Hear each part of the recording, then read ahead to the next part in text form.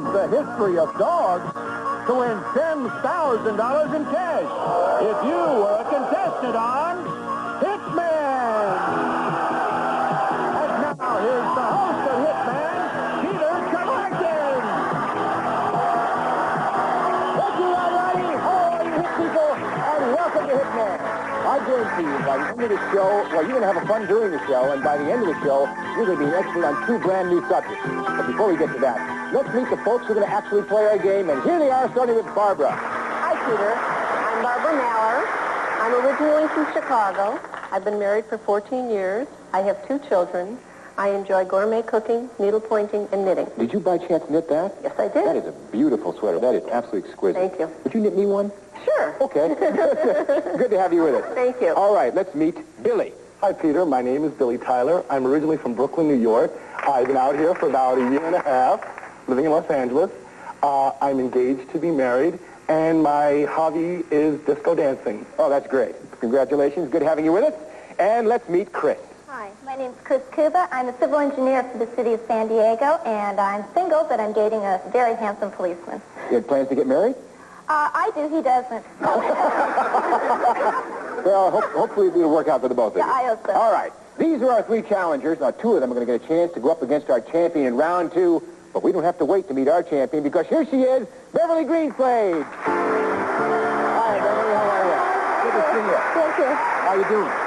Nervous. You're a little nervous? Yeah. Oh, don't be nervous. This is going to be a lot of fun. Right. I had fun last time. I promise you. You did. You'll have fun again. I promise. Now, champ, you'll be watching from off stage. We'll be seeing you in round 2, and we'll be seeing you right after this.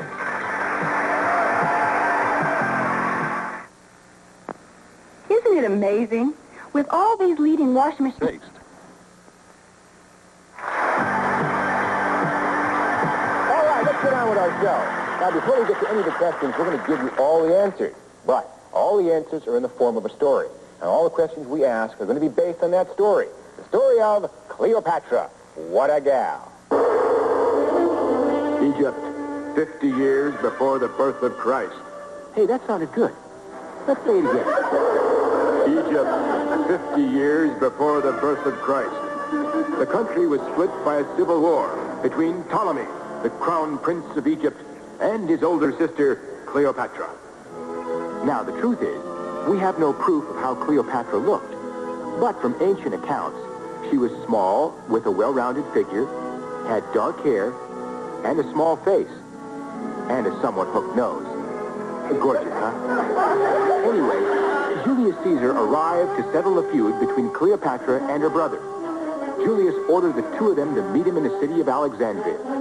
But Cleopatra, fearing her family's history of murdering each other, entered the palace secretly, rolled up in a carpet. When the carpet was unrolled in front of Caesar, he found himself totally captivated by Cleopatra. A word about Caesar. He was at this time a middle-aged man who had married 4 times in vain in order to get a male heir. But guess what?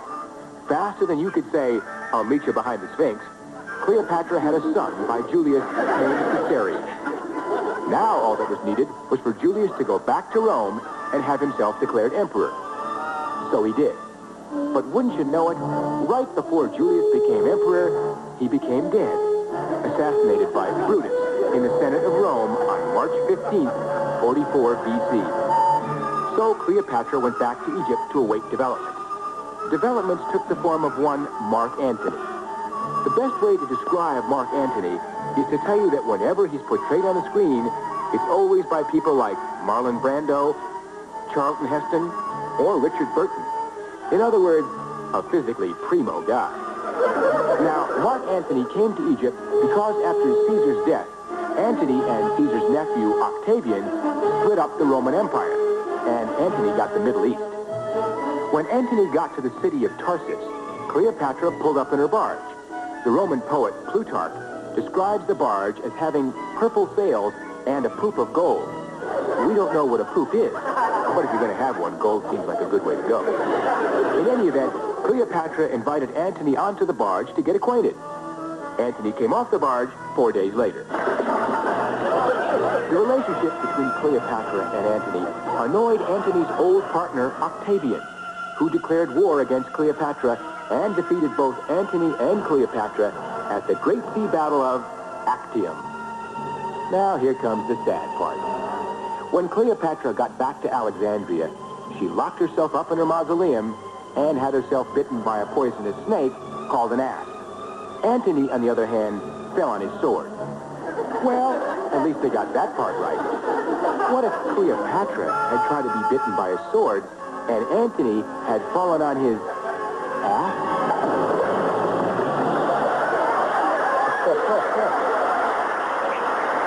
All right, and that's our first story. I like that. It's a nice sound. That's our first story. All right. Our game is played in two very different rounds. In round one, our three challengers will be fighting it out in order to determine which two of them are going to go on to do battle with our reigning champion later on in round two. And we make that determination by running a little race. And whichever two of you crosses the finish line first will be the two who go on to meet the champion in round two. Unfortunately, the third place finisher finishes out of the money and out of the game. Sad. But the two of you are going to win. Okay, this is going to be fun, I promise you. Everybody ready? Hands on your buzzers. Here comes your first question. Ready?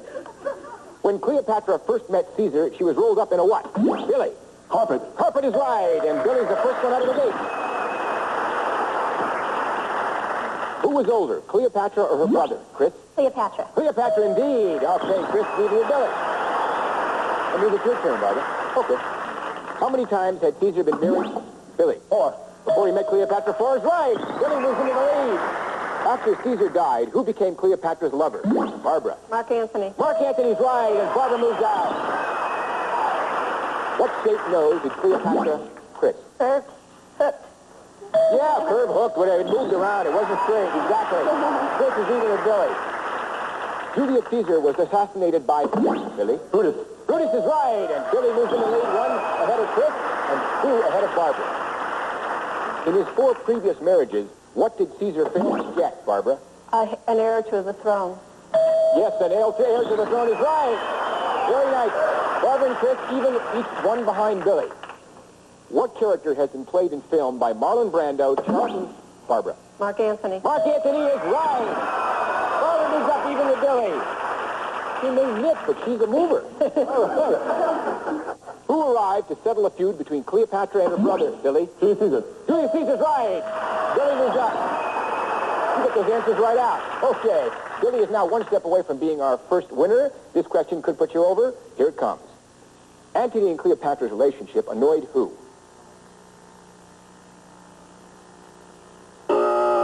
It annoyed me. No, it annoyed Octavian. Octavian. All right, nobody buzzed in, so we don't have any problems. We've got the same situation. Billy, you're still 1 step away. Here's the question.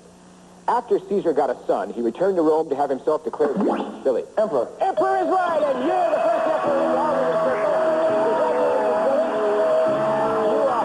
You're definitely going to go meet that champion in round 2, and you get to sit back and relax while the 2 ladies fight it out to see who's going to join you. I know that upsets you a lot. Okay, Barbara and Chris, here you go. What was the name of Caesar and Cleopatra's son? Barbara. Caesarion. Caesarion is right. Okay, Barbara. If Barbara answers this question correctly, she goes into the winner's circle, and you don't. Okay? Big question. All right. We know you can do it. Here it comes. Julius Caesar ordered Cleopatra and her brother to meet him in what city? Chris. Rome. No, Alexandria. Alexandria. Oh. Okay, Chris. You were wrong. You have to sit out this question. We go to Barbara. That question strictly for you, Barbara. If you get it right, you will be the second winner. Okay? Here we go. On Cleopatra's barge, what was the poop made of? Barbara. Gold. Gold is right, and you're our second winner. Congratulations, Barbara. Hard-fought battle. Well done. You're going to join Billy in the fight against the champion in round 2. And Chris, you played really well. Nice to have you with us. Thank you. Pleasure. Okay, we've got some nice prizes for you. Now, we'll be back in just a moment to see just how well our 2 challengers do battle against our champion right after this. Comtrex. Okay, we're back for round 2 of Hitman, and Barbara and Billy are already ahead of the game because Billy, for coming in first in round 1, you've got $300. I can tell by that smile you're happy. And Barbara, for coming in second in round 1, you have $200. Oh, that's a nice hunk of money. Now, round 2 is played entirely differently from round 1 because in this round, the challengers attempt to unseat the champion. Therefore, let's meet our champion one more time. She is, of course, our champion of 2 days, Beverly Greenslade. Hiya, Beverly. Hi. I Have you gotten over the nervousness a little bit? A little calmer now. You're a little calmer. Okay, good. Now, you've got $11,300. Right. What are you going to do with that kind of money? I'm going to invest it. Well, I think Brooklyn Billy over here may have a bridge for you. There's a lot of investors. Don't think I'll buy a bridge. Not going to buy a bridge. Oh, you're a smart investor. All right. You ready for round two? Everybody set? Okay. Round two, we see a brand new story, and that is Dogs, our friend Fido. This little guy's name was Fala. He was President Franklin D. Roosevelt's pet Scotty. And Mr. Roosevelt and Fala were inseparable pals. In 1944, Fala accompanied his master on a voyage to Hawaii. It was soon noticed that the presidential pooch kept disappearing aboard ship for long periods of time, and that his hair kept getting shorter. That was because the crew was clipping Fala's coat for souvenirs. Such is the price of fame in America. No one would dare treat the Pekingese of ancient China that way. That breed of dog was developed by the Chinese to honor Buddha. While in the palace, the dogs had great privileges. When the emperor went to the throne, he was preceded by a bunch of Pekingese who barked to announce his arrival. Other dogs followed and carried the train of his robe. The penalty for smuggling a Pekingese from the palace was death by 1,000 cuts. As you might imagine, dog napping was not a problem. Over the years, different dogs have been bred for different purposes. One such breed is the Dalmatian. In the 18th century, Dalmatians were brought to Britain to be used as carriage dogs. And in the days when fire engines were pulled by horses, they became fire dogs because of their fondness for horses. It was either become fire dogs or bookies. Another breed of dog which made its mark in civil service is the bloodhound. They're used in police work because of their fantastic sense of smell. A bloodhound has been able to track a criminal for many miles, even if the scent was 2 days old. One thing for sure, the bloodhound wasn't bred for its winning smile. Actually, though, some dogs do really smile. They do it by imitating humans.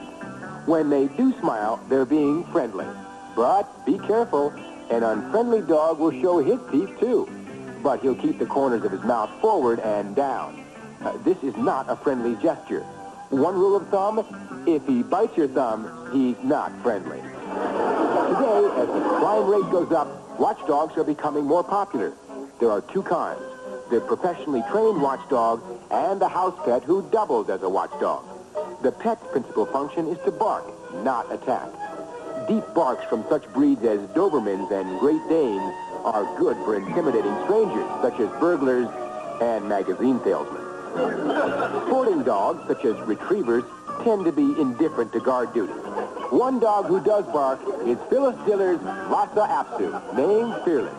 Phyllis has had some trouble with Fearless and refers to him as a fur-covered kidney. If you have a problem with your dog, it might be a good idea to consult Britain's #1 dog trainer, Barbara Woodhouse.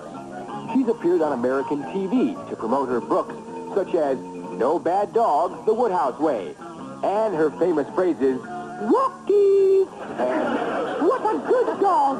Bring a wag to every dog's tail. And sometimes, even a grin.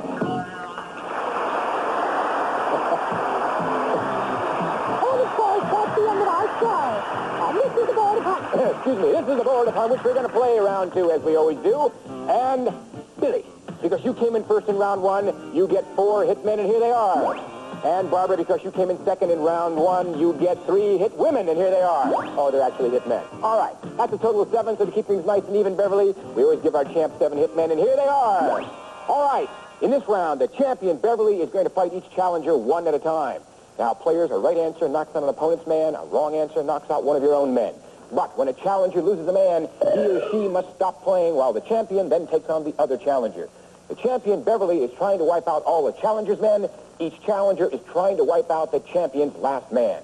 And the winner of the game will get a chance to go on for our Triple Crown with $10,000 in cash. Now, Billy, because you're our first place winner, you get the honors. You get to decide who goes against Beverly first. I'm going to go first, thank you. Boy, I didn't even get it out. You're going to go for it. Brooklyn Billy up against Beverly. Here's the first question. What breed of dog was developed to honor Buddha? Billy. Pekingese. Pekingese is right. Champ hit leads the man. What was the name of Roosevelt's dog, Billy? Fella. Fella's right. Champ hit leads another man. Look, Billy's on a roll, Beverly. What breed of dog were used as fire dogs? Billy. Dalmatian.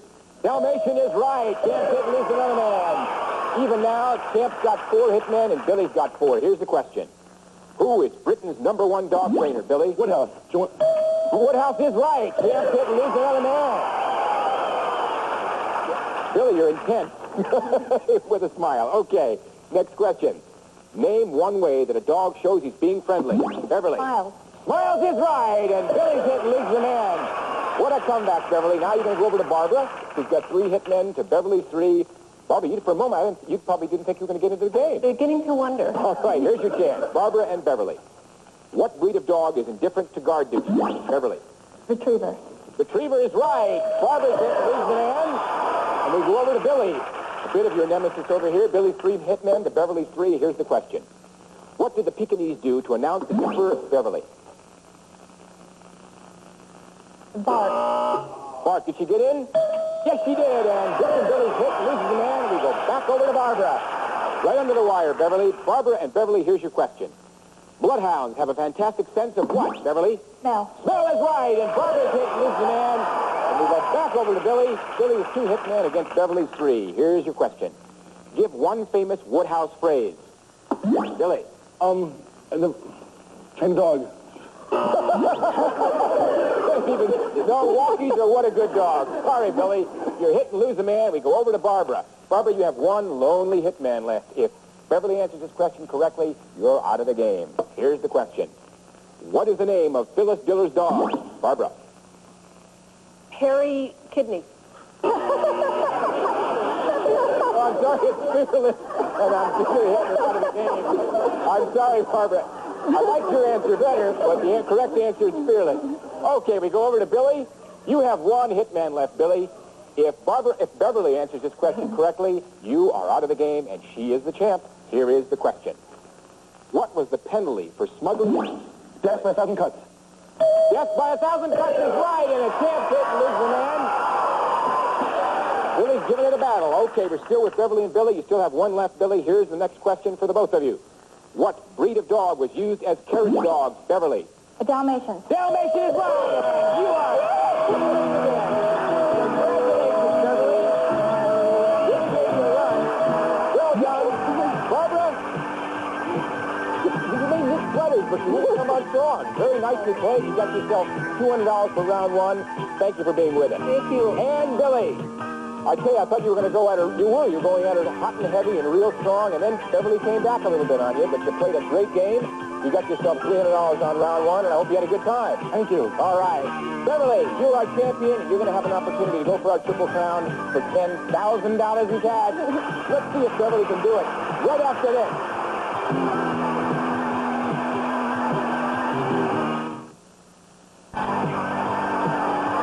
All right, it's time for our Triple Crown. Beverly, don't be nervous. You can do it again. Right. Okay. The game's going to last 60 seconds. On that board over there, you see 8 columns. In each column is a number of circles. For example, in column 3, there are 3 circles. Now, you call out a column, and I'll read you a question based on either of the 2 stories you've heard today. If you're right, you'll change the first circle in that column into a money man, and I'll ask you another question. I'll keep on reading you questions until you've changed every circle in that column into a money man, or until you make a mistake. Now, if you make a mistake, or you pass on a question, you've got to call out another column. You fill up 1 column with money men, you win $1,000. You fill up 2 columns with money men, you win $2,000. And you fill up 3 columns with money men, and you win $10,000 in cash. All right.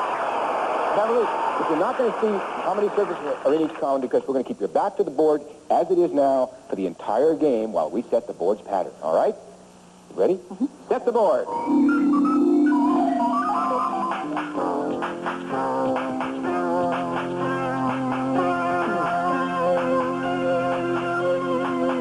All right, the game and the clock will begin when you call out your first column. And Beverly, may all your columns have very few circles. Thank you. I'll take column 8. 8. How did Anthony kill himself?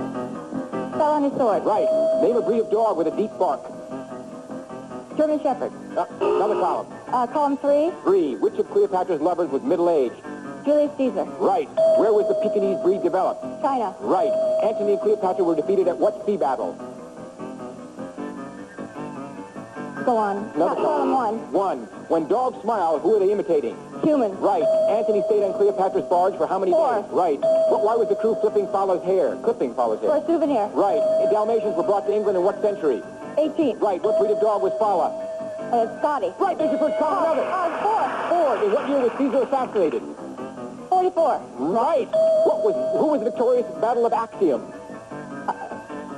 I didn't hear the question. Sorry. Who was victorious at the Battle of Actium? Octavian. Octavian is right. There's your second column. Column another. 5. Name one of Barbara Woodhouse's books. How to have not good dogs. Another column. There's the buzzer at the end of the game. Barbara. Beverly, that's why you got me. I didn't know your name. Beverly, you got $2,000. Look, you went all up to column 1. You went all the way up the longest column. You had 2 left, 5, 6, and 7. You got up on one column and missed 1. How does it feel? It's good. Doesn't it? Yeah, $2,000 more dollars? Yeah. All right, we're glad you got it. All right, $2,000. We'll be right back.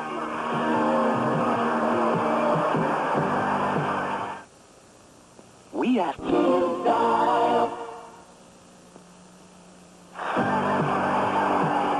Okay, Beverly, a nice day's work, $2,000. It brings you the grand total of $13,300. And you're coming back next time, and so are we. See you at Hitman. Bye-bye. Silvereye players receive a generous supply of Kentucky Fried Chicken. It's tender and juicy bite after bite. It's Kentucky Fried Chicken. We do chicken right. Also, Elmer's School Glue, the perfect glue for school projects using paper, cloth, and wood. Safe and washable from Elmer's, America's can-do glue. Plus, don't vacuum electric loom with the new lightweight Regina electric loom power team. 2 motors and a beater brush really beats out dirt.